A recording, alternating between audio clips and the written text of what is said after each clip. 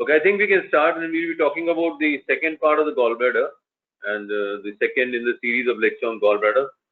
We already finished carcinoma gallbladder, and last time we talked about surgical anatomy and physiology. Now this time we will start with the congenital diseases which are of surgical importance to us. One of them is important for the general surgeon also. The other may not be so important for the general surgeon, more for the hepatobiliary surgeon. We'll talk about both of them. I talk with the choledochal cyst and atresia of the bile duct. Now, choledochal cyst, we do get a number of patients as general surgeons, and we should know how to manage them. We talk about the choledochal cyst, we're basically talking about cystic disease of the extrahepatic biliary system. Part of it may be intrahepatic, but predominantly it's extrahepatic biliary disease. And the cause, if you look at the cause, usually a congenital malformation resulting from an abnormality in the epithelial cell proliferation during development of the bile duct, right? As we propose that there's a combination of congenital weakness along with the distal ductal obstruction. So both of them together are responsible for the cystic dilatation of the extrahepatic biliary channel. And the risk of developing malignancy is almost 11%. That's what makes this disease important as far as knowing what the disease is all about, and in addition to that, knowing how to manage the disease. Because the management, I think about 20-25 years back, was slightly different than the management as of today. Now, if we look at the classification, we tend to follow the Todanese modification of the Alonso-Lech classification as of today. It's not a very difficult classification, it's an easy classification, and made easier by the fact that type 1 is found in more than 3/4 of the patients, and this is a diffuse or localized fusiform or cystic dilatation of the CVD and CHD. So this is basically either part of the CHD CVD or the total. So it is the whole of the extrahepatic biliary channel is involved, and the gallbladder opens in this system. Yes, the whole thing is cystic dilatation. The gallbladder appears to be opening in that particular system. Type 2 is basically a diverticulum, a single solitary diverticulum, not multiple diverticulums. Remember that. So it's a solitary diverticulum. Excuse me, sir. Yeah. Sir, your skin is not visible, sir. Your skin is not visible. I'm sorry. You should have told me earlier. I am very sorry. I forgot to switch on the skin. So now is it visible? Yes, sir. Yes, sir. I am very sorry for that. Okay. Right. Just switch on.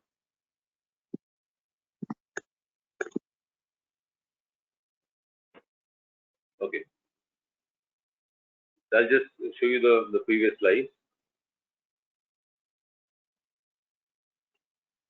So when it started, was basically we talked about the anomalies, the two, choledochal and atresia, the bile duct, and we were talking about basically what we are looking at, the cystic disease, and this is congenital malformation. Two things are probably involved. One, combination congenital weakness along with a distal duct obstruction, and you find the risk of malignancy to be 11%, and that is what makes it important, also more important. So we talk about the Todanese modification, Alonso-Lech classification, and as said earlier that probably the 75% makes the diagnosis easier. We as surgeons don't have to remember too much. And if you look at the 3/4 of the patient, they will be having a cystic dilatation either in part or total of the whole of the extrahepatic biliary ductal system, and the gallbladder appears to be attached with a stop to this whole cyst-like structure, right? Type 2 is basically a solitary cyst, solitary diverticulum, which is again attached to the normal extrahepatic biliary system. So it's just a diverticular disease. It's not multiple diverticulosis, one single diverticulum. Okay. Now, type 3, basically looking at type 3, it is a cystic dilatation of the interduodenal part of the CVD, what is known as the choledococele. So this is just the terminal most part. So part 1, the whole dilatation.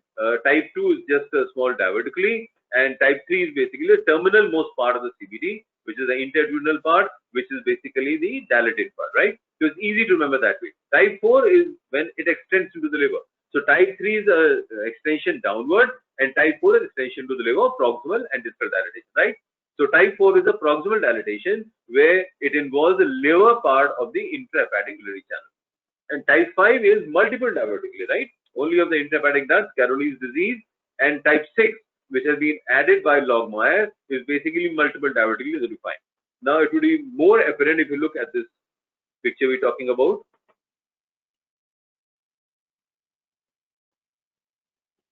Right. So these are the types. So first one I said a fusiform dilatation either in totality or part. Here see just the terminal most part of the intrahepatic biliary channel is not involved. The rest of it, this whole thing is involved. The terminal most part is not involved. So it has to be a total involvement. And look, the gallbladder appears to be opening on a cyst. Type 2 I said a solitary diverticle. Okay. Type 3 is basically the intraduodenal part. That's the intraduodenal part. And type 4 is extension into the intrahepatic. So this is the distal most, this is the proximal most, and this is basically what we know as the Caroline's disease. And type 5 is the multiple divertically or just either or rather just the involvement of an intrahepatic, no extrahepatic involvement, right? So this is Caroline's disease we're talking about. So if you look at the choledochal cyst, 3 to 25 centimeters in diameter, and yesterday if you remember the lecture on the anatomy, I told you that the extrahepatic biliary channel does not have any muscular tissue. It is only what? A fibrous tissue. So here also, the cyst will be containing what? Fibrous tissue with interspersed elastic fibers and very sparse smooth muscle fibers.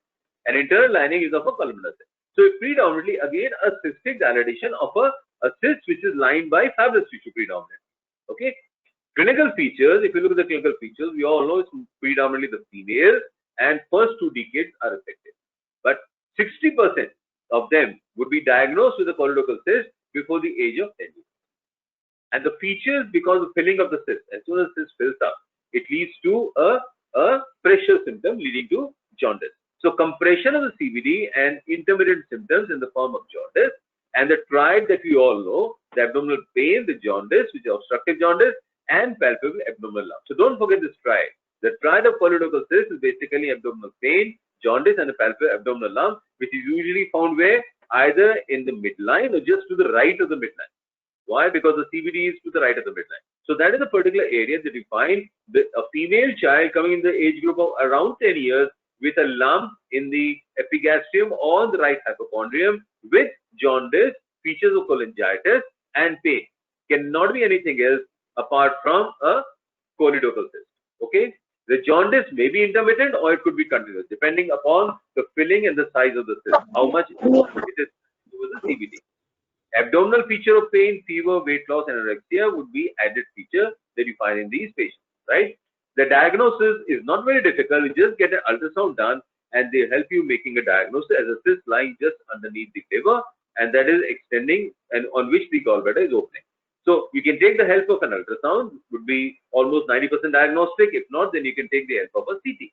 If it is still there's a problem, then MRCP would be absolutely diagnostic. Instead of going in for a ERCP, just do an MRCP and you'll find that the diagnosis is in front of you that this patient has a choledochal cyst. Obstructive jaundice, you can demonstrate obstructive jaundice based on the biochemical parameters. I'm not going to go into the biochemical parameters. We all know what the biochemical parameters are. The serum bilirubin, the raise, and the direct reaction to that. And then, of course, the enzymes, especially the ALP, would be raised, right? Now, the Rose Bengal scan or a CT scan done with any other radioisotope, yesterday we talked about the radioisotopes, I-131 Rose Bengal scan still holds true. This was done even about 30 years back and still being done and highly diagnostic. Okay, the barium studies, hypotonic duodenography may help you in diagnosing the intraduodenal type, that's type 3. And a PTC and ERCP could be additive, especially a PTC.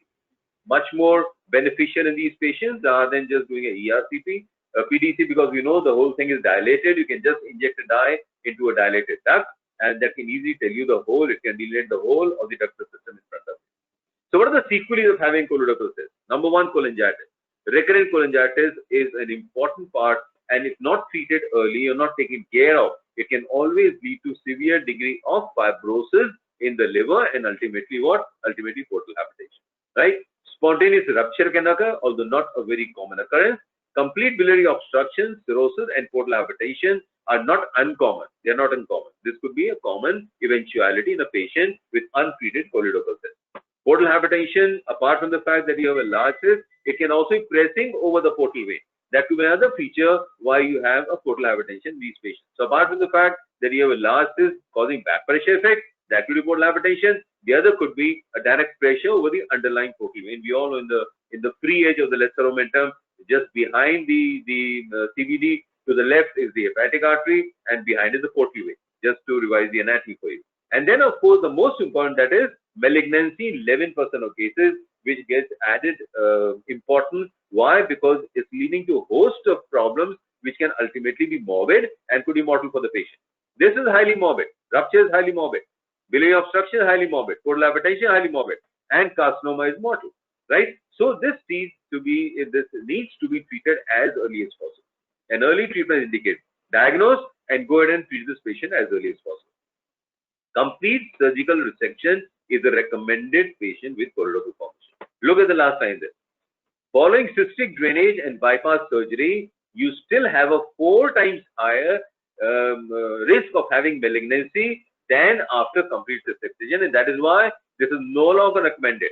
Initially, I think about 30 years back, we were taught that you could just go ahead and do a cystic drainage and a bypass, just attach a bowel loop to the dilated part. It was very easy. The surgery was very easy. You had large cyst in front of you, and you just had to attach the jejunum to it. A very easy surgery. But later on, they found that after doing this surgery, you're not cutting down on the incidence of malignancy. It's still there.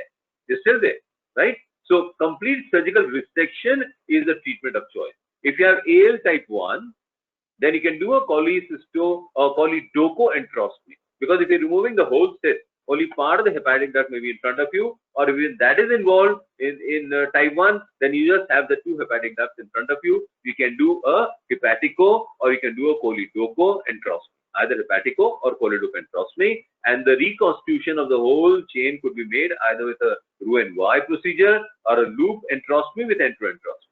We all know what is that. We showed you in one of the lectures, earlier lectures. But Roux-en-Y procedure would be the preferred procedure rather than doing a loop enteroscopy, right? Choledochal duodenoscopy could be another one where you find the retropancreatic part to be involved. You just excise it and attach the CBD to the duodenum. So it could be a duodenoscopy. Now, they have advised that when you're doing all this, and if you find that the part of the duct, the cystic duct, is not involved, where it's opening the intrahepatic part, it's not involved. But still, we should do a cholecystectomy in every patient. Even in type 1, a cholecystectomy should be done even if it is the CBD only involved. If it is CHD involved, remove it. If it is CBD involved, remove it. So cholecystectomy should be an essential part of the treatment in any patient with choledochal. Type 2, excision of diverticulum, very easily done, the easiest to treat. Why is the solitary diverticulum with a stalk? You just remove. Type 3, again easy. Why? It is the terminalmost part of the CBD. If it's a terminalmost part of the CBD, you can again excise it by going through the duodenum. So it should be a transduodenal excision of the cyst so as to create a wide opening into the duodenum. So removing the cyst and the is there inside. And I said earlier, malignancy would be there if you do a bypass. It's not there if you do a excision. Coming to the second one, and that is the congenital biliary atresia. The incidence is not very uncommon, I would say. 1 in 10,000, 1 in 12,000. It's not a rarity. It is there. Male, female equally involved. Surgical correction as early as possible. So see both the conditions. Choledochal cyst as early as possible. As soon as diagnosis is made.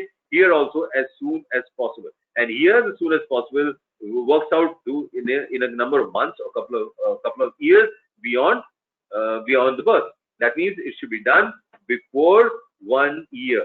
Why? Because death will be occurring around 3 years if it is untreated. Why? Because biliary cirrhosis and portal hypertension is going to occur in this patient and a rising bilirubin level. Why? Because this is leading to a block and it's an obstructive jaundice. The obstructive jaundice, which will be a secondary biliary cirrhosis and portal hypertension, are all cause of death before 3 years of age.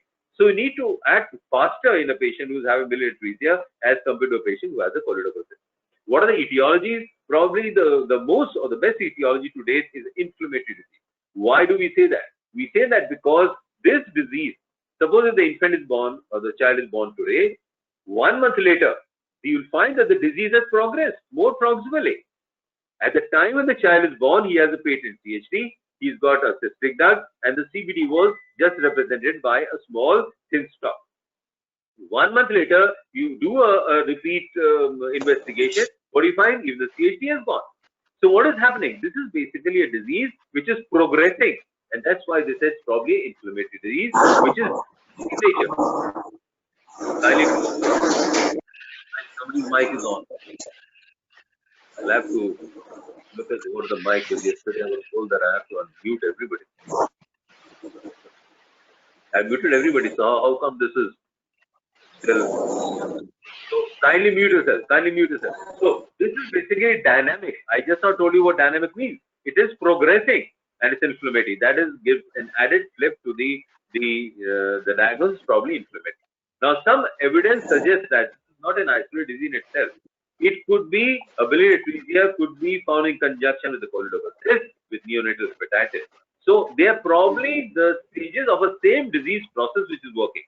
We still don't know, but that is one of the hypotheses. So biliary atresia, choledochal, neonatal hepatitis are just spectrum or the same spectrum or same disease spectrum. These are different manifestations that you have, right? Now, the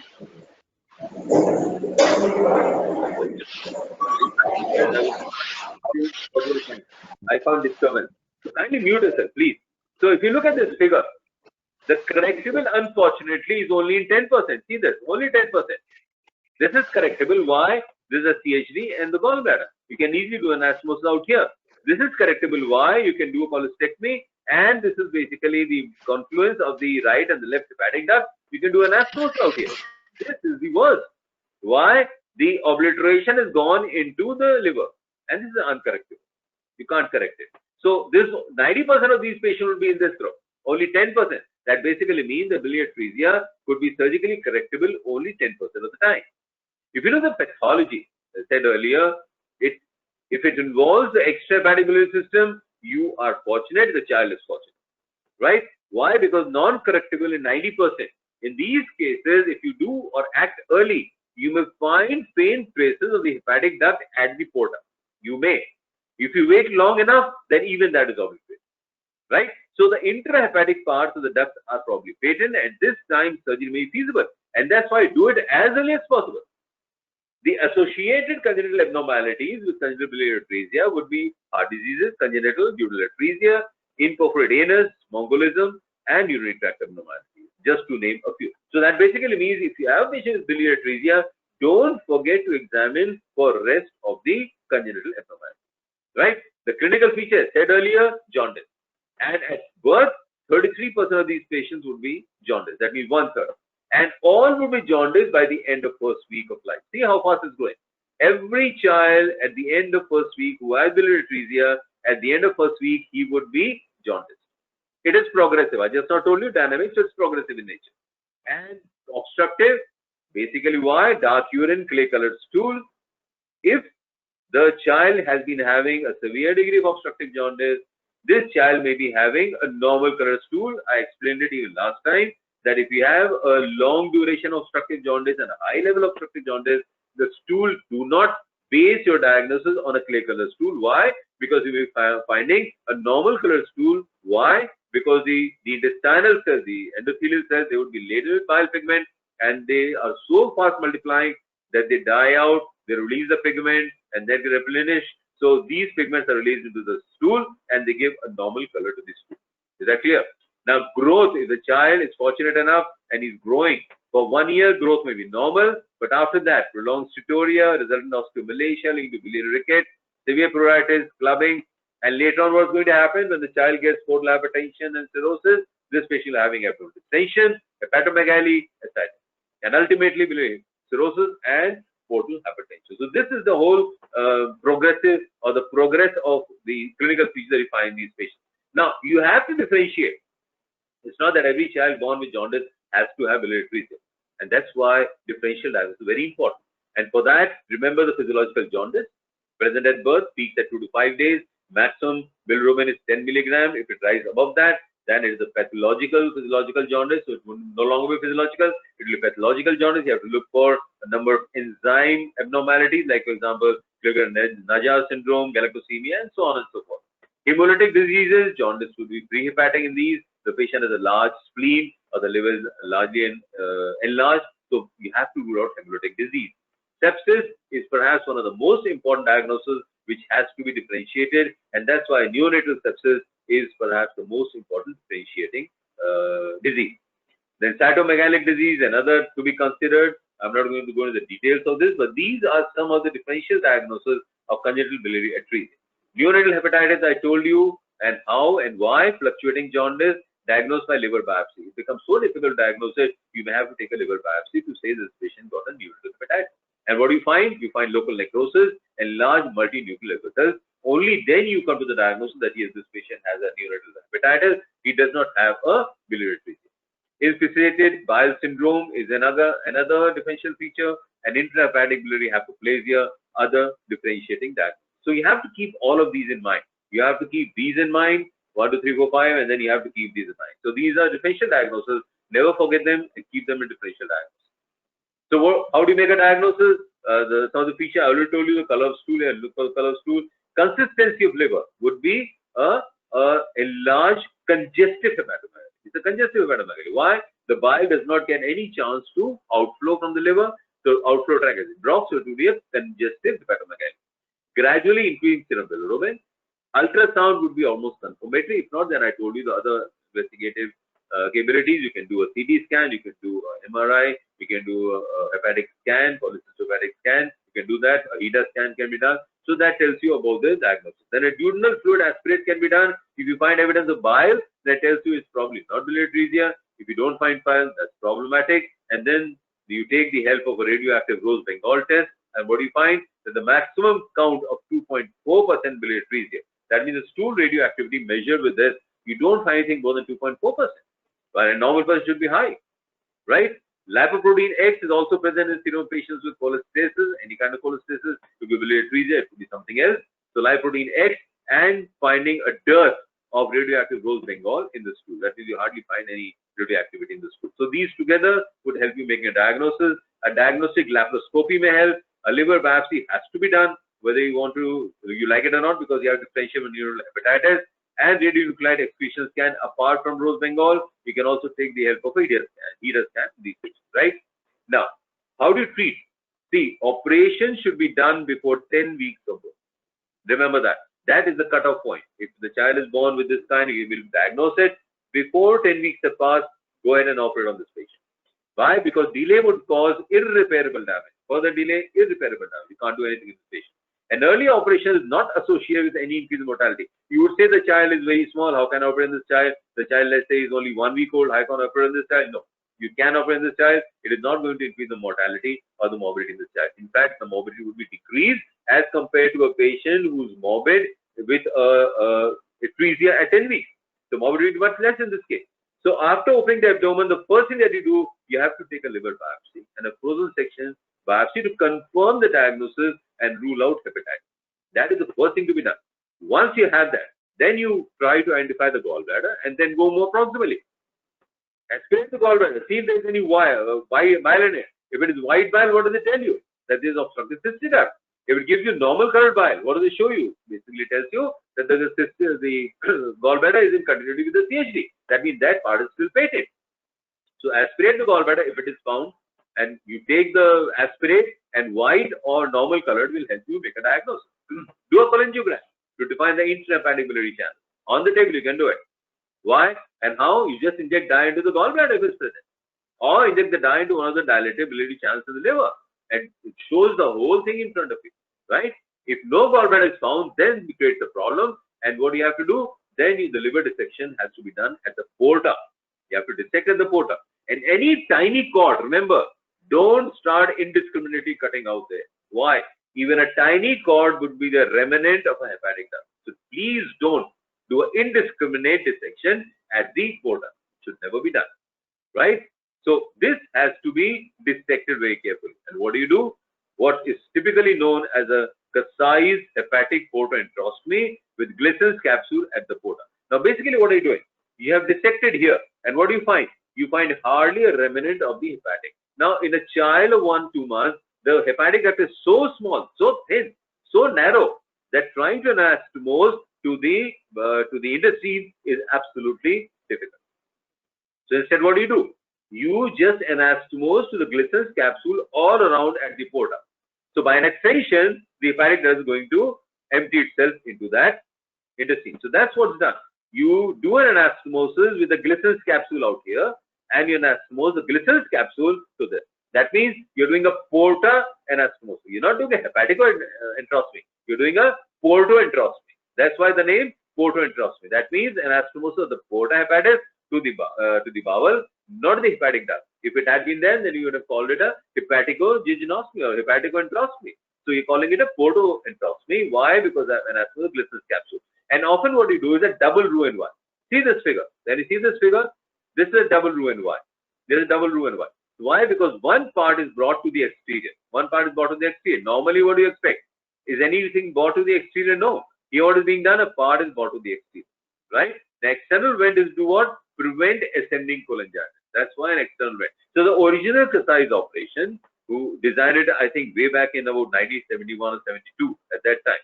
So they had a added vent to prevent ascending cholangitis. And best results of the operation is done at 8 weeks. Post-operative normal cerebral achieved lifespan of 10 years. That means if you have done a successful operation, you can hope for a 10-year lifespan of a normal lifespan. Even then, you cannot hope for a normal lifespan of a normal person. What are the end results? Post-operative complications, very common, 40%. Hepatic fibrosis of repeated cholangitis. And that's important. You have done a very good Kasai's operation, you've done a portoenterostomy, and what do you find? This patient has a recurrent cholangitis. That's why he did what? He did a double Roux-en-Y. He did double Roux-en-Y because he wanted to prevent the cholangitis. So if you have not done that, or even if you've done a double enterostomy, Roux-en-Y, even then you have repeated cholangitis, be sure that this patient would be having hepatic fibrosis and then ultimately cirrhosis and the liver is gone. Portal hypertension, 50% survival. See, cholangitis 40%, hypertension 50%. That leaves you with what? 10%. And that's why he said that this patient will be having a normal lifespan of only 10 years, not more than that. Okay? Now, so basically what you're doing is that you're hoping for a lifespan of 10 years, and that is why the final treatment is liver transplantation. Even if the patient is having type 3 to start with, you're not able to do anything.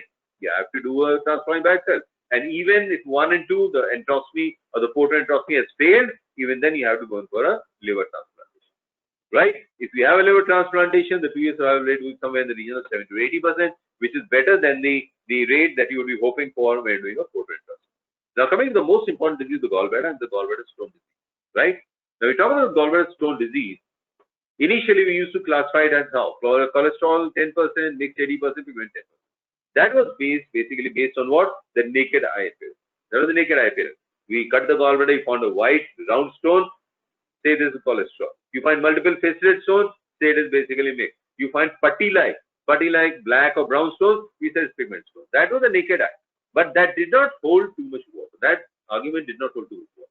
And that's why if you did a chemical examination, what did you find? You find that every stone except pigment, the major fraction would be cholesterol.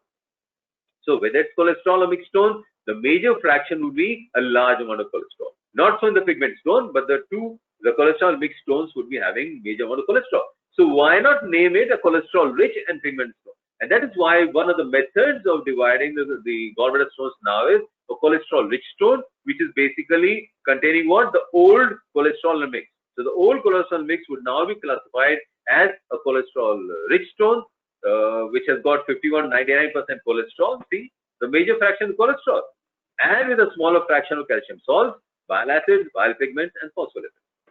And the second is only pigment stone. Okay, so now 2 types of stones. One is basically the cholesterol rich stones, and number 2 is the pigment stone. Now the term pigment stones is slightly misleading. Why? Because the amount of pigment is only 5%. See that? 5% only. And based on a 5% constituent, you're naming the stone as such. But then still we would still name it as a pigment stone. It has cholesterol in the region of less than 20-30%. Not 50%. As in cholesterol rich stones, you had more than 50%. Here also you're having cholesterol, but less than 20-30%. Okay? But the rest, which is about 50% or more, 30 and 5, 35, that is 65. 65 is what? 65 is basically an amorphous and unidentifiable residue. And that builds up the whole pigment stone film. Right? Biliary sludge is another normal. Now we recognize biliary sludge. Why it has become important as a cause for going in and doing a prophylactic cholecystectomy or a cause for even symptomatic. We don't call it a gallbladder stone. We call it a symptomatic biliary sludge. And what does it contain? It again contains the cholesterol crystals. It contains calcium bilirubin granules and mucin gel mass. Now see this difference. In the US, 80% are cholesterol rich stones, while in Asia it's almost 80% of pigment. See the diagrammatically opposite incidence, right? Now, the pigment stones are basically due to what? Excessive hemolysis. We all know that.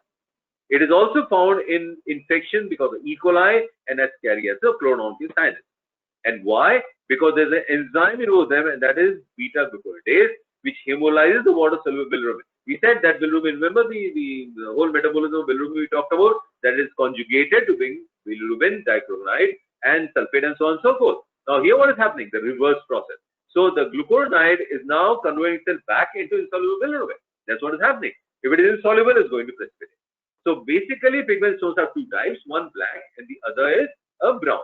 To remember easier, black are inorganic stones and the brown are usually organic stones. Now, how do I say that? If you look at the constituents of black, what does it contain? Bilirubinate. That has to be there in both the stones. Remember that.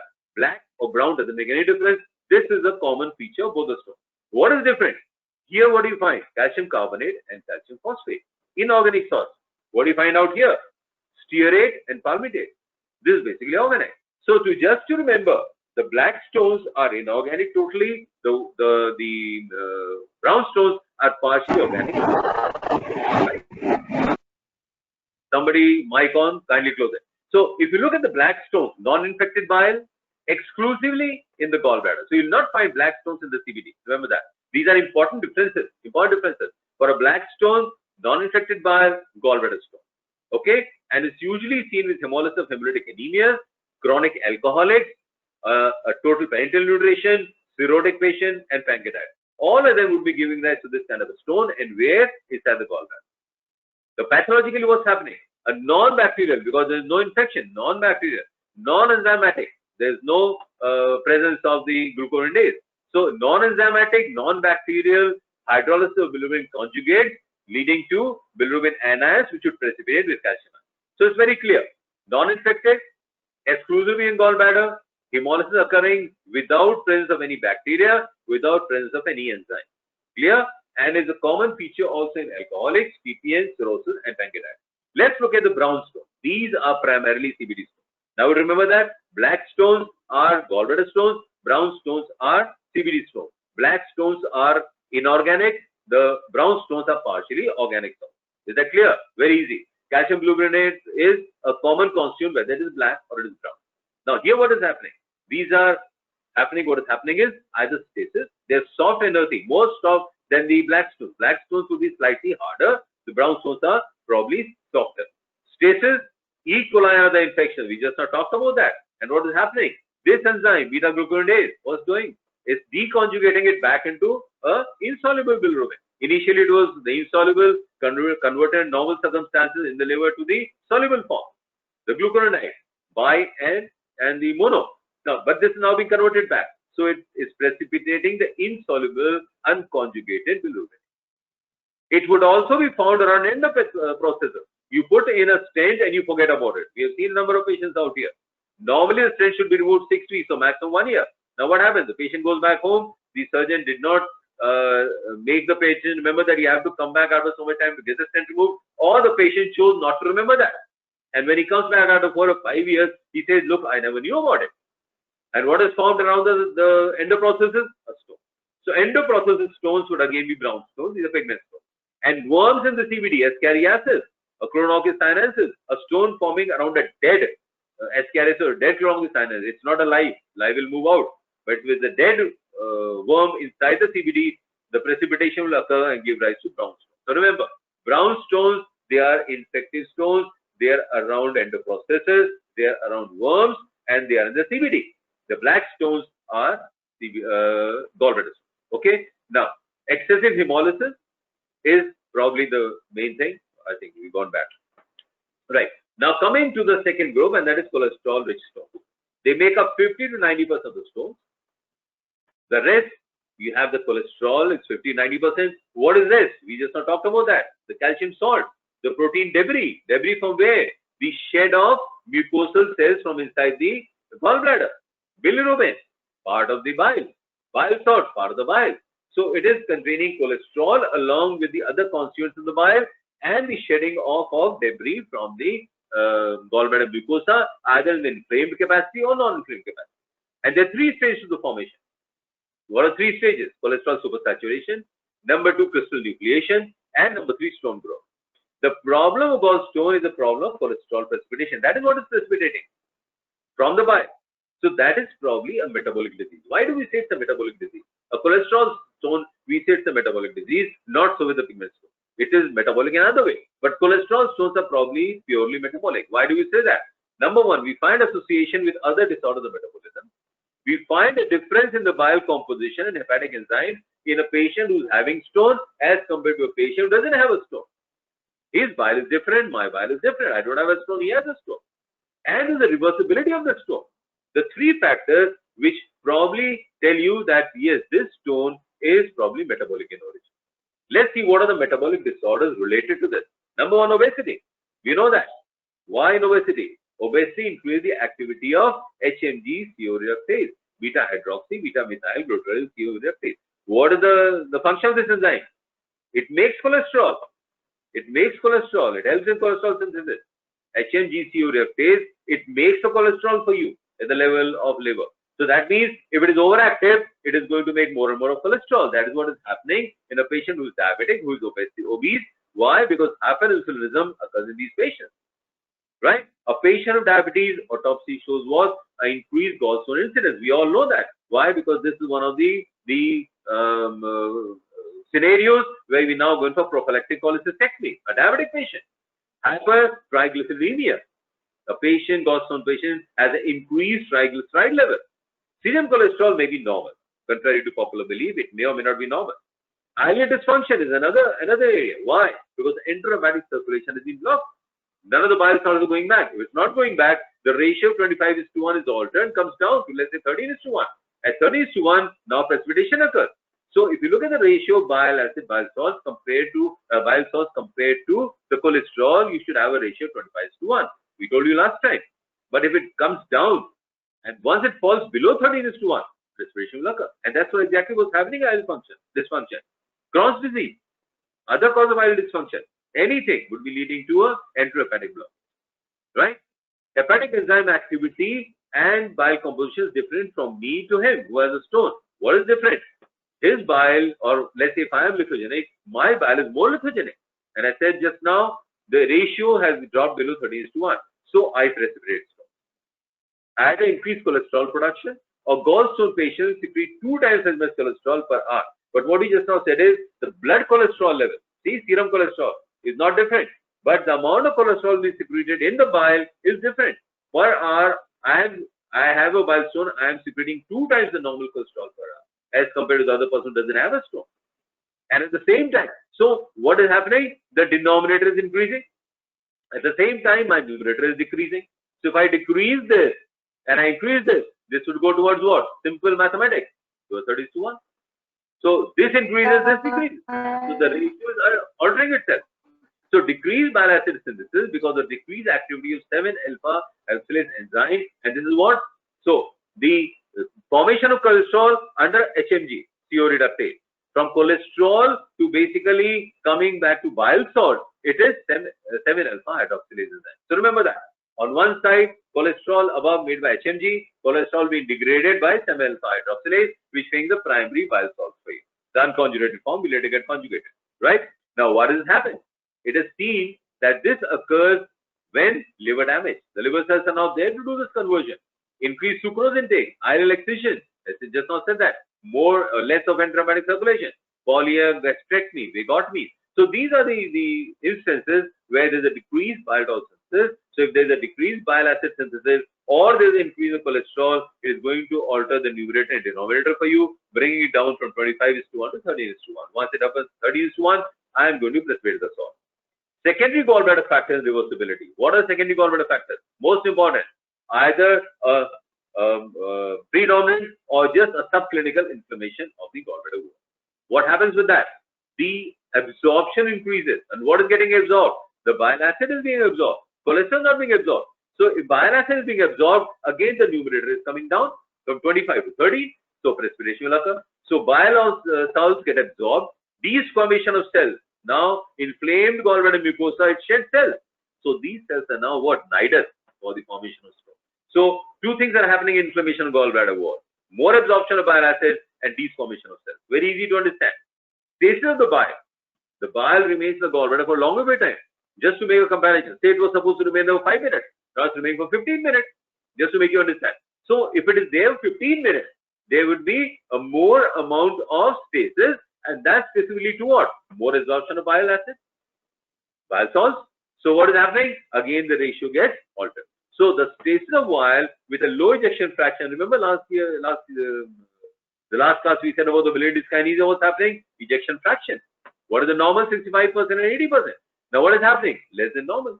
So that means more of bile remains behind in the gallbladder. Reversibility after surgery. Lithogenic bile is seen to return to normal after cholecystectomy, so increase gallbladder role. Now I had a stone and cholecystectomy was done, and if my bile was now examined, it would have turned to normal. It was no longer lithogenic. So that is reversibility after surgery. But there can also be reversibility after medical therapy. Like example, chenodeoxycholic acid. If you give this acid, which is one of the methods, active bile and things and drugs like that, they are bought. They are just chenodeoxycholic acid. What does it do? In this particular dose, given for 3 to 6 months, they dissolve only the cholesterol stone. They get dissoluted. That's why a lot of people are using it. Chenodeoxycholic acid. This is part of the chenodeoxycholic acid. It's just simple. It's dissolving the stone for you. Which one? Cholesterol stone. As soon as it is continued, that is the crunch. That is where the problem lies. Lithogenicity increases again. So now that bile becomes more lithogenic. That means it's not a permanent remedy. If it had been a permanent remedy, everybody getting that drug, no surgery would have been done. But you give this drug for 6 months, the lithogenicity decreases, small stones tend to disappear. But you stop the drug even for 1 month or 2 months, again the stones reappear. And how does it act? It acts by decreasing the HMG-CoA activity. Why? What's it doing? It is making less cholesterol for you. So less cholesterol, that means basically the denominator has decreased. So this 25:1 would be altering towards higher.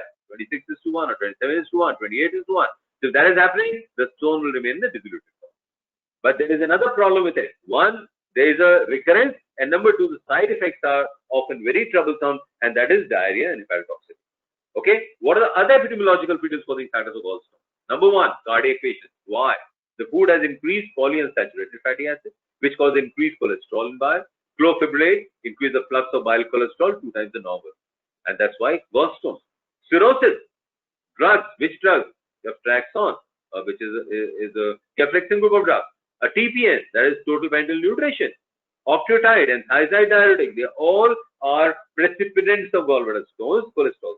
Neonatal cholestasis, caused by a number of metabolic disorders, like cystic fibrosis, antitrypsin deficiency. After gastrectomies, we all know that. Why? Decreased gallbladder motility, increased stasis. You've done episiotomy along with gastrectomy. You're doing gastrectomy, you have to cut the vagus, obviously. When you cut the vagus along with the hepatic branch from the anti-vagi, you lead to what? Decreased gallbladder motility, increased stasis. That increases the rate of gallbladder stone formation. Okay, so these are instances: cardiac patients, cirrhotics, drugs, neonatal cholestasis, after gastrectomy. These are all epidemiological factors. What are the other factors? Rapid weight loss. What has happened with weight loss? Altered, again, bile salt cholesterol ratio. Decreases the gallbladder contraction in rapid weight loss. Reduced physical activity. Again, what is it doing? Making your gallbladder stasis. The bile remains there for a longer period of time.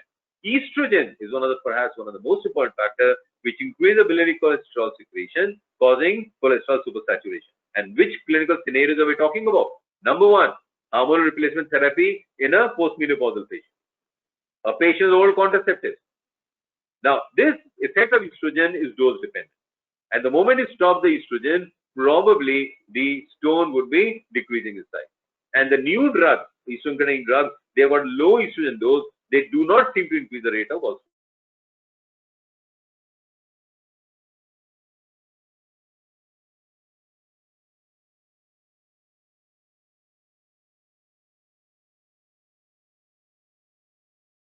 Estrogen probably would not. So the older estrogen drugs, they did that. The newer estrogen with the less amount of estrogen will not be precipitating a gallbladder stone. This whole scenario related to estrogen. First degree relative probably has some amount of genetic predisposition. We still don't know, still being identified. Geographical is again very important. And if you look at the whole world population, what do you find? Most common in India, and that also in Gangetic Plain. That's why south you hardly see gallbladder stones, north you see stones, and stones. Kashmir, again a very important area where you find increased stone incidence. Native North American Indians. What are native North American Indians? Red Indians. They're red Indians. They were the natives of North America. The present population of US is not the native population. They are redskins, which was the native population. So they have increased incidence, right? And even if this population, let's say even the Indian population, migrate to, let's say, the US or to UK, they still maintain this increased propensity for having a stone formation. So this is basically a chart that I found. Risk factors for gallstone disease, the family history, these are not modifiable. You can't do anything about the family history. You can't do anything about the genetic predilection. You can't do about the ethnic background, female sex, age. You can't do anything about that. But you can modify some things, and these are obesity, metabolic syndrome.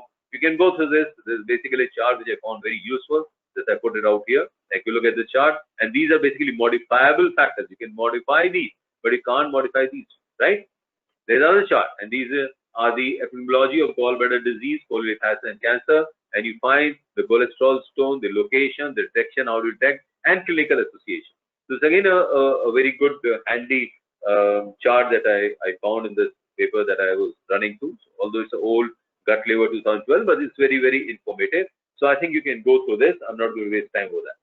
So this is basically a chart which is come from Love and Bailey. You can go and look it up. And this is divided into 4 parts. Impaired gallbladder function. We're talking about stasis. Supersaturated bile, we're talking about increased cholesterol. Absorption, intrahepatic circulation of bile. What do we think? Blockage of the intrahepatic circulatory flow. And increased absorption at the level of gallbladder. Cholesterol nucleating factor. We're talking about the increased HMG CO reductase activity. So these are the 4 primary causes. Whatever the sub causes, they either lead to this, or this. And that is what precipitates the stone phase. Right? So what is the natural history of a gallbladder stone? 1 to 2% of asymptomatic gallstones become symptomatic every year. So it will take about 20 years for the 2/3 of the remain would remain asymptomatic. That means after 20 years, only 1/3 will become symptomatic. After 20 years, right? Symptomatic stones may be having repeated attacks. And stones and cancers is the most common reason that we ascribe or we explain to the attendant or to the patient, look, you should have a gallbladder operated, whether you are symptomatic or asymptomatic, doesn't make a difference, you'll have cancer.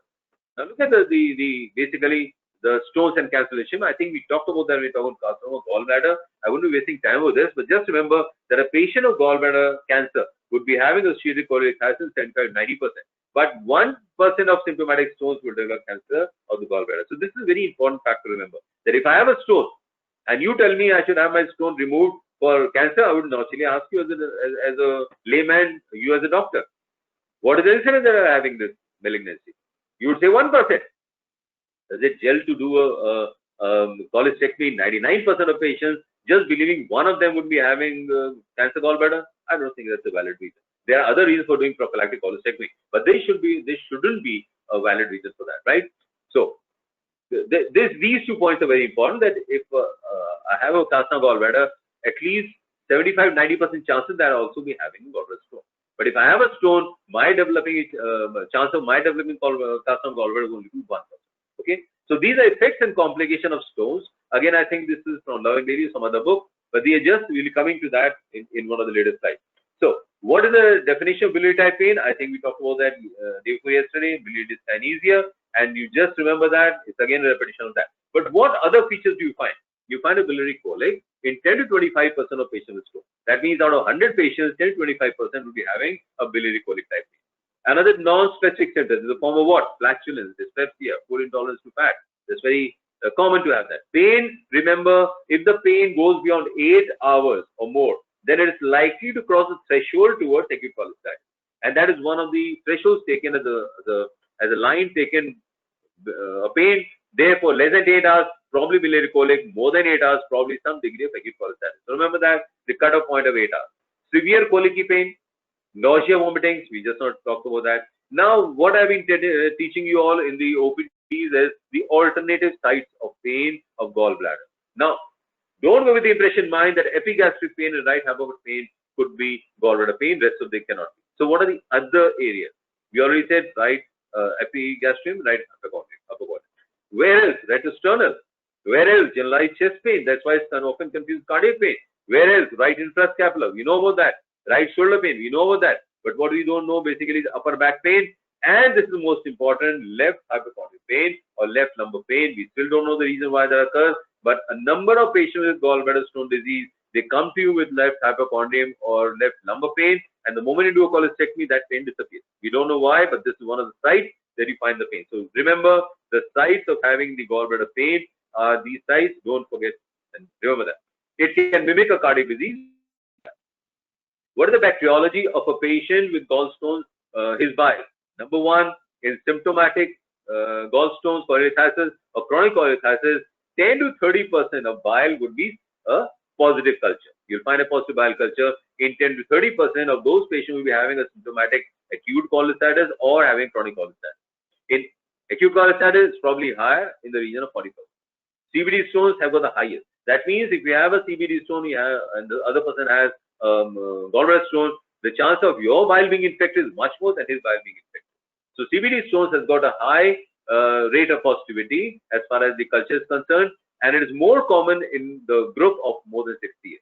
So this gives you a vague idea, approximate idea as to in which group of patients and how many patients will be expecting a bacterial positivity as far as culture is concerned, because then only you would be able to address the system of taking an antibiotic coverage for that particular patient. Now, what are the bacteria that are involved? Again, very common bacteria, the Enterobacteriaceae group, which has the most E. coli, Klebsiella, Enterobacter, is 68%. That's one of the most prominent. Enterococci 14%, anaerobes 10%, Clostridium 7%, and rare you can find a Streptococcus and Pseudomonas and Candida. Okay, what is the pathophysiology? Number one, cystula gets obstructed. We talk about the obstructive type of acute cholecystitis. Cystula gets obstructed, stresses occur inside the gallbladder, second infection may occur. What happens then? Inflammation, adhesions around the gallbladder. What happens next? Ischemic necrosis. What happens next? Perforation. And what happens next? Pericholecystic collection with or without perforation. So that is the whole scenario of pathophysiology of how the acute cholecystitis develops. Now, if you look at the clinical features, one, I just now said, a persistent biliary pain of more than 8 hours duration, with or without fever, leukocytosis, chills, and nausea, vomiting. Gradually increasing lump in the right hypochondrium. Now, why should you find a lump in the patient of acute cholecystitis? The reason of lumps could be three. Number one, you have an empyema because of impacted stone at the neck, and sudden resolution, the stone slips away and the lump disappears. That's a very common occurrence, not an uncommon occurrence. Also, because of infected mucocele, you can have an empyema. So this is basically a tender or painful cystic gallbladder lump. Is basically empyema. Is that clear? Then the second cause could be a gallbladder phlegmon, found in 25%. Now this figure is very important. Why is it important? Because in therapeutic said that if the patient has acute cholecystitis beyond 7 days, don't operate. Why should you operate? Why not? Gallbladder lump, phlegmon, yes, don't operate. If he still has an empyema or mucocele, operate. Second week, third week, doesn't make any difference. That is the point we try to drive home about, right? So if the patient has acute cholecystitis and the patient has gallbladder phlegmon, don't operate. When beyond 7 days, don't operate. Before 7 days, even if it's a phlegmon, you can operate. Now, this is found fortunately in 25% patients, starts forming within 48 hours, and it is mature by about 7 days, and then resolution takes anywhere from 3 to 6 weeks. That is the whole natural course of a gallbladder phlegmon. 25% formation, 48 hours starts forming, it's almost complete formation by 7 days, and then complete resolution of 3 to 4 weeks. A stone can perforate through the gallbladder at this point of time, and this phlegmon along with areas of necrosis, and can go into the duodenum or the stomach. That is how it gives rise to the common presentation of gallbladder ileus, right? Mucocele of the gallbladder, block at the cystic duct. Now what happens? With this block, there is a stasis of the bile. So now what gets absorbed? The bile acids and the bilirubin. So when that is absorbed, the yellow color disappears. What remains behind? The mucus, which is being secreted. Remember yesterday I told you 20 ml per day, mucus secretion and the absorption of bile salts. So that leaves behind what? An absolutely white mucoid collection inside the gallbladder, which is non-tender. Cystic, non-tender, whitish collection, mucocele, right? Empyema, tender, cystic gallbladder. Now, we just now told you necrosis can occur, perforation occur. Now, if the perforation occurs, it gets walled off immediately. It gets walled off. The omentum rushes to the spot, the bowel rushes to the spot and says, look, you're perforated, let's wall you off. So that means there's collection inside the Morrison's pouch, and that collection would be in the form of bilioma, that's just bile, or it may get infected to give rise to a right anterior subphrenic abscess. And right anterior subphrenic space, we all know, is basically the space around in the region of the Morrison's pouch, and is the space around in the right parahepatic space, right? So we're not going to the discussion of subphrenic spaces, but here you'll find basically subphrenic abscess and bilioma, then convergent subphrenic abscess. or if it has not been able to wall off, the momentum is very small, it tries to rush to the spot, it cannot seal it off. What happens? Biliary peritonitis, right? So either a walling off of the perforation or a perforation becomes generalized throughout the peritoneal cavity, give rise to biliary peritonitis. Or it can present as one of the syndromes of acute cholecystitis. We'll be talking about the next class, and one of them is the Biliary syndrome, where the stone gets impacted in the Hartmann's pouch, and this Hartmann's pouch is lying in close vicinity to the CHD. Remember, not CBD, CHD. So it exerts pressure over the CHD, partial obstructive jaundice. Why? Because external compression. And remember, this is always less than 4 mg/%, never beyond that. Unless and until it becomes stage 4 disease, we'll talk about what stage 4 disease is next time. Jaundice in a patient with acute cholecystitis could be because of 3 reasons. Very important. Why? You have a patient with acute cholecystitis and you get a serum bilirubin done and the level comes to 3 mg/%. Now in a quandary, whether I should operate or shouldn't operate, you start consulting your senior. Sir, can I operate on this patient? Yes, you can operate. Up to 4 mg/% is a safe level of bilirubin. Why? Because that could be because of cholangitis, it could be because of hepatitis, or it could be because of early disease. Now, all of them require what? Surgical intervention. So, with a hepatitis or cholangitis, it is not that you can't do surgery. You can do surgery. As soon as the gallbladder is removed, the cholangitis will disappear, the hepatitis will disappear. And disease, you are removing that whole gallbladder along with the Hartmann's pouch. So, all the 3 conditions will be treatable if you just remove the gallbladder. So, remember one thing. That is, a serum bilirubin level, if it's less than 4 mg/% with acute cholecystitis, you can still operate on that patient just based on that serum bilirubin level. Don't say I cannot operate on this patient. That is not a contraindication for surgery. Abdominal distension can occur, especially in very severe acute pancreatitis, biliary peritonitis, and you'll find a patient typically talking about a decreased amount of flatus, decreased amount of feces, vomiting, and whole abdomen distended. So that could be a presentation of acute cholecystitis. On examination, what do you find? Tachycardia, painful respiration. The patient tries to take shorter breath. Why? Because deep breaths will lead to impinging of the inflamed gallbladder to the parietal peritoneum. And once it impinges out there, what's going to happen? Parietal peritoneum has got sensory nerves. So you have severe pain. Mild icterus, as I just now told you, in acute cholecystitis, Murphy's sign, sudden catch in the breath at the zenith of inspiration while the examining hand is applying slight pressure over the right hypochondrium. So that means you're sitting by the side of the patient, right hand is on the hypochondrium, and you ask to take the patient breath in and out, and suddenly you dip your hand in the right hypochondrium, and patient catches breath in the inspiration. Why? In inspiration, the gallbladder is made to approximate to the parietal peritoneum. In inspiration, deep inspiration. And at that time, you start depressing your hand. What's going to happen? It is going to impinge with the parietal peritoneum. So that is sudden catch of breath. That's the Murphy's sign. Rebound tenderness could be found in a hugely dilated gallbladder, inflamed gallbladder. You can find rebound tenderness. Gauss sign is basically hypersensitivity in the right infrascapular area between 9th and 11th rib. Again, a feature of acute cholecystitis. Gallbladder lump, I just now told you the reasons you can have. You can have a tender or non-tender, nondescript or a definite pear-shaped lump, nondescript, phlegmon. The third one is important, the hard lump mimicking carcinoma gallbladder, and there another variety of acute cholecystitis creeps in, and that is xanthogranulomatous cholecystitis. Right? We'll talk about that in the next class. So you can have lumps because of any one of them. You can have a tender empyema, you can have non-tender mucosis, you can have a nondescript cloud of phlegmon, you can have a hard lump which is not carcinoma gallbladder, it is xanthogranulomatous cholecystitis. Because remember one thing, one of the presentation of carcinoma gallbladder is acute cholecystitis. Don't forget that. Even acute cholecystitis could present acute cholecystitis, right? So hard lump mimicking carcinoma gallbladder or frank carcinoma gallbladder, both of them could be found. So gallbladder lump in a patient of acute cholecystitis could be because of a number of reasons. Now you know that, right? And you can find features of peritonitis. So what are clinical outcomes? Resolution, gallbladder phlegmon, empyema gallbladder, mucocele, we just now talked about that, gangrenous cholecystitis, and perforation. Now if you look at this chart, I try to make this chart, it gives you an idea of what you're dealing with. So you have a gallbladder stone, asymptomatic. Some of them would be colicky presentation, the other could be acute cholecystitis, and the fourth one could be chronic cholecystitis, right? So asymptomatic, colic, acute, and chronic. Now let's talk about the acute cholecystitis. Now the various forms of presentation, emphysematous, it could be xanthogranulomatous, Biliary syndrome. You can have a secondary gallbladder stone when one of them is slipped into the gallbladder, or it is a coexistent gallbladder stone.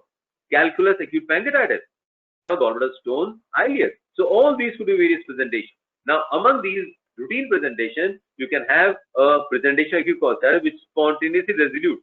And look at this figure of resolution. Almost 70-90% would be spontaneously resoluting with just mild amount of treatment. You can have a gallbladder lump. We just talked about those gallbladder lumps, the phlegmon, empyema, mucosal, pericolic abscess. So you can have a lump. The third could be you having gangrene of the gallbladder. Those gangrenous patches, you must have seen, we operate on so many gallbladders laparoscopically, you will find that there are patches, area of patches blacken and they necrose and they perforate. So the next presentation could be perforation, where you can have a localized perforation which is walled off and ultimately leads to phrenic abscess, or you can have a generalized perforation, a perforation which is generalized peritonitis, or you can have acute cholangiohepatitis, which is responsible for the mild degree of jaundice in this patient. So that gives you an idea as to what you're dealing with, a holistic view of the outcomes of acute cholecystitis. Now, if you look at the differential diagnosis, the differential diagnosis is important: subhepatic appendicitis, duodenal perforation, acute pancreatitis, liver abscess. Now, these are common occurrences and these have to be differentiated. Apart from that, some rarer conditions that have to be kept in mind could be pleuritis or pneumonia of the right lobe, the basic lobe, that gives rise to similar kind of pain, or it could be a MI or an acute pulmonary. So these are basically some of the differential diagnoses to be considered in a patient with acute cholecystitis. Now, what are the diagnostic capabilities or diagnostic features that are going to help you? Number one, the patient will be leukocytic, or leukocytosis would be there, polymorpho leukocytosis. The LFT would show a jaundice, somewhere in the region of 3 to 4 mg/%, and this jaundice would be obstructive or biphasic. The ALP would be raised. The AST and ALT would be altered if the patient has hepatitis. Ultrasound shows you stones, could be impacted or just lying in the lumen. The CVD, if it is more than 6 millimeters, should immediately alert you that there is something wrong at the CVD level. It could well be because of cholangitis. Remember that. It's not that every dilatation of CVD beyond 6 millimeters has to have a stone, but you have to diagnose that.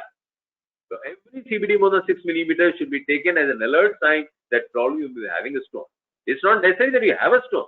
In inflammatory conditions, CVD can be dilated beyond 6 millimeters, but considered to be having a CVD stone unless proved otherwise. Gallbladder thickness, wall thickness more than 3 millimeters, both in chronic cholecystitis and acute cholecystitis. In one it is edema, the other it is fibrosis. So in chronic cholecystitis, the fibrosis leads to 3 millimeters more, and in acute cholecystitis, it is the edema. Pericholecystic collection would be there, and hydrops. Hydrops basically means a cystic dilatation, and not to be preferred, ultrasound not to be preferred for retroduodenal CVD. Why? Because of overlying gas in the duodenum. Duodenal C, it is overlying the retroduodenal part. The gas makes the steady of the retroduodenal part very, very difficult, right? For that, you have to go in for a CT. Now, before that, a coagulation profile, and remember the basic coagulation profile in any surgical patient preoperatively, it just consists of 4 things: a PT-INR, APTT, BT, and CT. This tells you about the intrinsic, the extrinsic, and this tells you about the platelet. Okay, so remember, as a rapid judgment of the bleeding and coagulation profile, just get PT-INR, the APTT, which tells you about the intrinsic factors, the BT, and the CT, right? A cholecystoscopy scan, best done with a HIDA scan. I told you yesterday, remember? I told you it would appear in the gallbladder and the distal bowel the last. The first to appear, the liver, then the CVD, and then the duodenum. The early to appear, right? 5 minutes, 10 minutes. It starts appearing in the gallbladder in the region of 25-30 minutes, fully opacified in 1 hour. So remember, a CT scan could be done, and that will be radioisotopic analysis. A CT scan, if the CVD is more than 6 millimeters, number 1, to substantiate the ultrasound finding. Suspected infiltration to segment 4 and 5, often you get a report. A patient who's having gallbladder pain, you get a report, gallbladder stones, but the thickening in the region of segment 4, segment 5, probably infiltration, question mark, question mark, question mark. Kindly get a CT done. That is the usual story in the ultrasound report, and that is to be taken with some amount of trepidation. It should not be taken lightly, and get a CT done, right? For visualization of pathology in the retroduodenal part, I just now told you, CVD more than 6 millimeter, I told you. And a very important indication, that is everything normal, ALP is still raised. You find a raised ALP. That is an isolated biochemical parameter which always tells you get a CT done. If you have everything normal, you have a raised ALP, get a CT done. Despite the fact that the CVD may be less than 6 millimeters, doesn't make any difference. ALP raised, get a CT done. Or get a repeat ALP raised done. If you still find it to be raised, get a CT scan. Right? History of recurrent cholangitis, again a very important indication for getting a CT scan. MRCP is a very good investigation as of today, which is substituted the ERCP because that is invasive, this is non-invasive, and it delineates the whole of the biliary channel, gives you anatomical definition, an anatomical outline of the whole of the ductal system. So that is a very good investigation. The only disadvantage cannot be therapeutic as ERCP, but it tells you what is the problem lying in the CBD.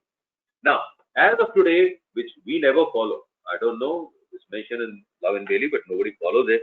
But because it's mentioned Love and Bailey, that's why I took it up. And that is the Tokyo Consensus Guideline for Severity of Grading AC, grade into 3 types, grade 1, grade 2, and grade 3. Now, this grading is basically, if you look at the reason or the point behind this grading is that if you have ultimate other organ dysfunction, see, grade 3, cardiovascular dysfunction, neurological, respiratory, renal, hepatic, that just tells you that this patient has gone into severe sepsis along with acute cholestasis. It's just nothing different. So grade 3 of acute cholestasis, what they're saying is, or severe acute cholestasis is, you'll call it severe if you have any one of these organ dysfunctions. Like, for example, you do an investigation, you find serum creatinine to be raised, let's say beyond 1.4, 1.6, that's abnormal, right? Or you find a hepatic dysfunction, see PTINR, see more than 1.5. I just not told you, PTINR is an important part. So if you find any one of these organs to be dysfunctioning, you will like to call it a severe degree of AC. Or if you have biochemical parameters, which are majorly got a major alteration in them, or you find local major alteration. Like, for example, you have a tender mass, you have duration of complaints more than 72 hours. The patient has come to you after 3 days and still has the same degree of pain, etc., etc., etc. You like to call it a moderate degree of acute cholestasis. Or the patient has elevated white cell count beyond 18,000. You like to call it a moderate. So that would be a major patient who's got local signs which are still persistent after 72 hours, or he has got biochemical markers which are more than the normal, even beyond 72 hours. You like to call it a moderate. And grade 1 is basically one patient who does not have any other organ dysfunction. He does not have persistence beyond 72 hours. He starts responding within 24 to 48 hours. You like to call him grade 1. So that was the thought behind this grading, and that's how we like to grade 1, 2, and 3. Now, coming to the main management of acute cholestasis, and the management of acute cholestasis is conservative to start with.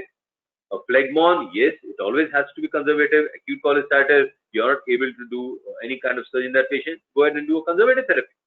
You're not well versed in surgery of a gallbladder stone. You're just GR1 or GR2 or GR3, or you're a surgeon who never used to do a cholecystectomy. Go ahead and do a conservative therapy, right? Or the patients come to you beyond 7 days, still has got symptoms, go ahead and do a conservative therapy. Now, what does it basically concern?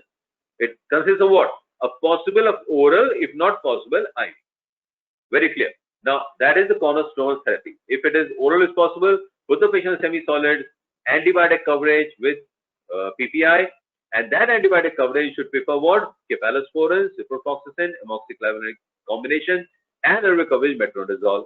Now, this is fairly standard. If at all you want to treat patient acute cholestasis, this is a standard regime. Use one of the cephalosporin. Cefatoxin is one of the important ones. Use ciprofloxacin or like drug, or use amoxicillin combination and metronidazole. It's not supposed to mean use all 4 of them. That's what I'm saying. You have a choice. You have a choice. Metronidazole should be a part of all of them, and antispasmodics and antibiotics should make up the whole prescription of yours for a patient who's on oral, who can sustain oral therapy. But there are patients who are basically on recurrent vomiting, tachycardia, painful respiration, and all severe symptoms, what we have just now graded as moderate, or we graded as severe. In those patients, you should give a trial of conservative therapy for 48 hours. Underline that. 48 hours, you should give a trial of conservative therapy, and in those 48 hours, you have to put this patient on IV supplementation with parenteral drugs or parenteral drugs, the same drugs, or you can give them parenterally. Monitoring of physical signs, tachycardia and distension is very, very important. For 48 hours, what are you doing? You're basically looking at the heart rate, you're looking at the respiratory rate, you're looking at the peripheral oxygen concentration, you're looking at blood distension. Now, if you find even after 48 hours, you find the pulse rate still creeping up 130. Initially, it was 110. Now, after 72 hours, it becomes 130. Or the respiratory rate initially was, let's say, about 20, 25, now become 40. The distension has increased. The abdomen become more tender. For God's sake, don't go ahead with conservative. Stop the conservative therapy. Stop. And then go ahead straight away with some kind of a surgical intervention. Depends upon what kind of presentation. It would be very surgical intervention. So, if the response is positive, continue for 7 to 10 days. Response positive, continue for 7 to 10 days. So, if the response is positive, At least for 1 to 2 weeks, you can continue with this therapy until the patient, all the symptoms disappear, right? But if there's aggravation of sign and symptoms, go ahead and do some kind of a surgical intervention. Is that clear? So that is what the base of conservative therapy is. But then comes the surgical therapy.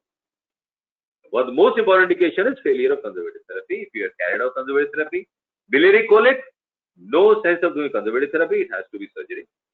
Acute cholecystitis, less than 7 days, surgery. More than 7 days, without phlegmon, again surgery. That's what I was trying to tell you. 25% phlegmon. So beyond 7 days, if the patient does not have a phlegmon, he has got basically a let's say empyema or a mucosis. You can still hope to go in for surgery. That is said, and remove that from your discussion. Why? Because as an undergraduate, as a PG, you're supposed to remember that when the gallbladder acute cholecystitis comes to you beyond 1 week, no questions asked, no surgery. Is that clear? For consultant level or those patients or those surgeons who are doing the surgery for a long period of time, they're well versed with surgery, they can hope to do surgery even the 2nd week and 3rd week. But you as undergraduates and postgraduates who may be there in this lecture, just remember, within 7 days, surgery, beyond 7 days, no surgery. Until you find that the symptoms have disappeared. So that means interval surgery could be done anytime beyond 3 to 4 weeks. Is that clear to all of you? But if you want to go into the nitty-gritty of this discussion, you can say that if the patient, even in the 2nd week, does not have a lump, he just has a tender gallbladder lump. He doesn't have phlegmon. Why not go ahead and operate? You can. So in the examination, for God's sake, when you ask what do you do in 2nd week, don't get a jump and say that I'll do a cholecystectomy. Is that clear to all of you? That should be very clear. If it is a phlegmon, in any case, any surgeon, the phlegmon is there, do not operate. You should do a conservative therapy, interval cholecystectomy after 4 to 6 weeks. That means if the phlegmon is there, no questions asked. It has to be interval, conservative interval. If it is at all times phlegmon, without phlegmon, you have that choice. But as far as you're concerned, no choice. Failure of conservative therapy, go ahead and do some kind of surgical intervention, right? Difficult dissection in callus, you're doing a laparoscopic cholecystectomy. There's a difficult dissection in callus, you got a number of options. You can go ahead and do a per-operative identification. I told you yesterday, per-operative identification how? Either doing a per-operative cholangiogram or do what is now being done as a indocyanogreen near-infrared fluorescent examination. ICG, INR. Okay? Either of the two, whichever one you want. None of them are there, then you can do what is known as a partial cholecystectomy. Leave the neck behind. If you leave the neck behind, you're not going to damage the CBD by any chance. That part of the gallbladder which you've left behind has got its own mucosa. So along with the partial cholecystectomy, what you should do is, you should cauterize that mucosa left behind and you should close the stump. Is that clear? So if you have a patient with a difficult callus dissection, whether it's chronic cholecystitis, acute cholecystitis, any patient, this option holds true, and there is partial cholecystectomy with mucosal cauterization and closure of the stump. Right? In any case, suppose if you're not able to even separate the adhesions from the gallbladder and the patient is still severely septic, what should you do? You should drain the pus from the gallbladder, an operation known as cholecystostomy. Do a cholecystostomy, put in a tube in the gallbladder, bring it out, keeps on draining the pus, later on draining bile. 3 to 4 weeks later, go ahead and do an interval laparoscopic or open cholecystectomy. Is that clear? So this is the eventuality in a patient presenting with or without a gallbladder phlegm. If the patient presents with perforation, whether it's local or generalized, you have to go in and do a laparoscopic open cholecystectomy. Not a difficult proposition, you can easily do that, right? Prophylactic cholecystectomy, what are the indications? The patient will come to you with, let's say, no stones, with no pain at all. It was a chance finding. He got his gallbladder, he did his ultrasound done for some vague time of pain in the abdomen and lands up with a gallbladder stone. Now the question paramount in front of him and in front of you is whether you should advise cholecystectomy or whether you should get cholecystectomy done. This question we're going to address tomorrow, day after tomorrow. So with and without bile duct exploration. Now suppose you're doing cholecystectomy and you find the CBD to be hugely dilated. Should you go and do a bile duct exploration? Now there are instances, certain indications where a CBD exploration should be done without planning in a patient where you just plan to do a lap chole or you want to do when to do a open cholecystectomy. So what are those indications? Now they should have been diagnosed preoperatively. There's no reason why they should. But suppose if it not been diagnosed preoperatively, what should be those scenarios? Number one, you palpate a stone in the CBD. Or you find when you do a cholecystectomy, you remove the gallbladder, you open the gallbladder, which you should always do, open the gallbladder and get the stone out. Now you find a single stone which is multifaceted. There's a facet in the stone. Now where does this facet come from? A solitary stone should not have any facet. Is the gallbladder mucosa going to give you facet? No, absolutely not. So that means the facet would have been derived from two stones sticking to each other. And if one stone is lying in the gallbladder, where's the other stone? So the other stone is probably inside the CBD. So solitary faceted stone is again another indication of going in for operative CBD exploration, where preoperatively you did not find any indication for CBD exploration. A history of recurrent cholangitis or jaundice, especially intermittent jaundice. Again, an indication of CBD exploration. A CBD more than 6 millimeters you find on a laparoscopic or an open cholecystectomy. Or an abnormal LFT, especially raised alkaline phosphate. So these are basically all those indications where a CBD exploration may be required. Now, I'd like to finish this lecture today, and we'll continue on Sunday. I'll be sending you the link and the time, and I think we'll finish the gallbladder on Sunday, the whole thing, and we got to play about with the presentation, various presentation of acute cholecystitis, and we'll talk about the cholangiocarcinomas and some benign disease. That will finish the gallbladder for you in totality. I've already talked about the carcinoma gallbladder. If you have any questions, you can switch your mic on and then ask. If not, then we can stop. Any questions? Okay, thank you.